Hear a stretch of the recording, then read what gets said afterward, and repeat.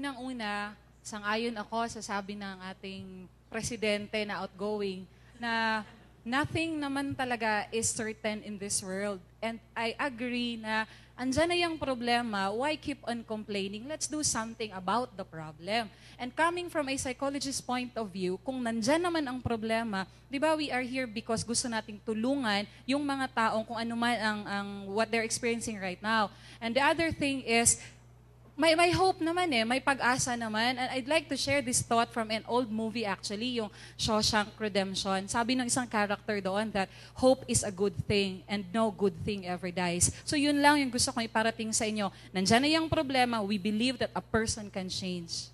Maraming there's salamat. hope. So Miss Nelly is saying we should hope in our young people. We should always be hoping for a better thing from them, di ba? So, there's always hope. There's always hope. Mommy! Mommy Emerly. Mommy?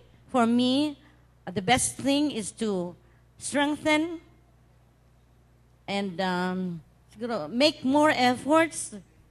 Yung sabi nilang, yes to God, no to drugs. We should strengthen our moral fibers. If you are not a user, do not subject yourself to random testing.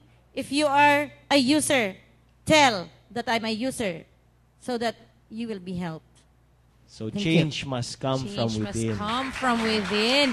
Thank you very much, Mommy. At may huling hirit pa ang ating mga audience. Sinong may gustong sabihin sa ating mga students? So unahin siguro natin si Rora. We recognize na merong problema talaga sa droga, lalo na sa mga kabataan. Kaya nga yung gobyerno, hindi rin natin kanya-question yung objectives nila, bakit gusto nilang magkaroon ng mandatory drug testing. Dahil merong mga bagay na hindi agad-agad nating maiimplementa dahil may mga side effects ito. At yung mga side effects na yun, tinitingnan natin dahil baka mas makalala kaysa mas makabuti. Kaya yun, tingnan natin mabuti bago natin bigyan ng pag-iimplementa yung bagay na ito. Hindi lang dahil sa gusto ng gobyerno na makatulong, pero tingnan natin kung makakatulong nga ba o baka mas makalala pa ito sa sitwasyon ng ating mga kabataan. Yun lang. Okay, yan po si Rora. At meron pang isa? Agree po ako doon sa sinabi ni Ma'am Evangeline kasi po social value and strengthening of the family is much better solution sa sa problema na ito. At saka isa po, as what does other sciences said that in a week or less the drug disappears in the body nawawala ito sa katawan sa tao. Kasi po sabi po ng mga doctors na through urination, natatanggal ang drugs sa katawan natin. So, how can random drug testing be a reference? Okay, so, Ikaw, Kuya, what do you think? sang-ayon ako sa mandatory random drug testing dahil napakalalim at napakabigat po ng problema ng illegal na droga dito sa ating bansa. At kailangan natin ng iba't ibang klase at uri ng pamaraan na sugpuin ang illegal na droga.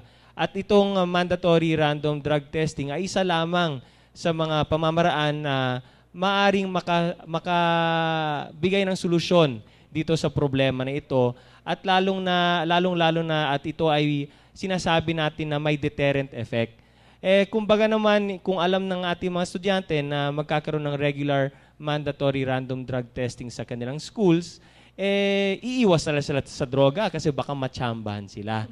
You know, Kuya, kanina parang I was leaning towards actually ayoko, 'di ba? Pero now that you said it that way, I'm actually starting to agree except I think dapat hindi tayo sa mandatory drug testing mag-concentrate na issue. We should also place a lot of effort kumbaga on assuring na yung kabataan natin mismo sa kanilang sarili, they are self-assured enough na to do drugs or not, they will really say no because I know that this is not good for me. I know that my life will be ruined because of this. So, Yun ang reflection ko. Marami dapat siguro kailangan na solusyon para dito dahil maraming anggulo na dapat nating tingnan din. Oo.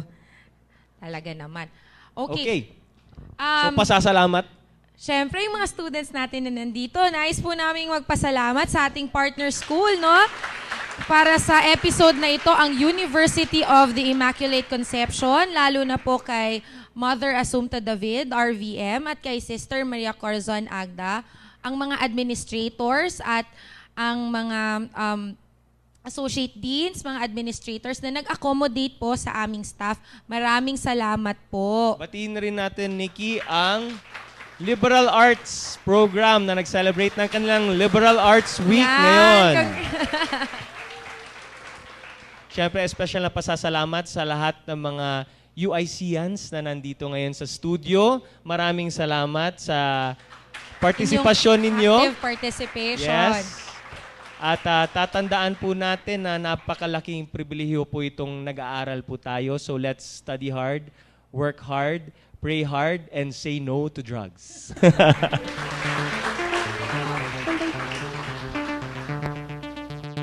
So sa susunod nating episode ay isa naman napapanahon na topic ang ating tatalakayin.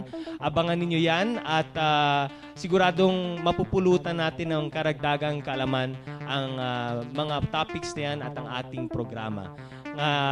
Ito po ang opinion ng ating mga kabataan. Ito po ang Kuro-Kuro Kabataan. Ito po ang inyong lingkod na si Attorney Carlo Nograles. Dito, ang inyong kuro-kuro ay pinakikinggan at pinapahalagahan. Ako naman po si Monique Musni. Magkita-kita po tayong muli dito lamang sa Kuro-Kurong Kabataan.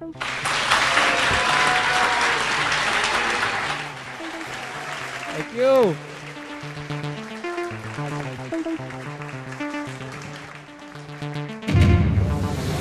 Sugot ko. Anong sugot ka? Kay, kuan man, some of the students kay nag-use of drugs ba, babayaan nilang eskwela nila niya, ilang mga magpapakay, wala kabalo na unsa di ay. It's a way to siguro may bawaan po nato kinsa ba zon nang gagamit og drugs para po ang school mismo makahimo sila mga ways. Okay lang man kay makaunta siya, makatabang man siguro siya sa mga students. But, syempre kay siguro madrug test ang sa kabata or ang sa estudyante. May iwasan na siguro niya mag-consult sa gamit ng mga drugs. Ay, oo. Pwede man. Eh, siyempre, parang hibawan kung positive ba sila sa drug o hindi. Maiwasan na mga tao nga, ay mga students mag... So, do you think solution siya? Okay lang. Hindi mo ako nagagamit o bawal. Depende man good. Mas gwapo man na kay para maiwasan ako sa mga addict sa sunod.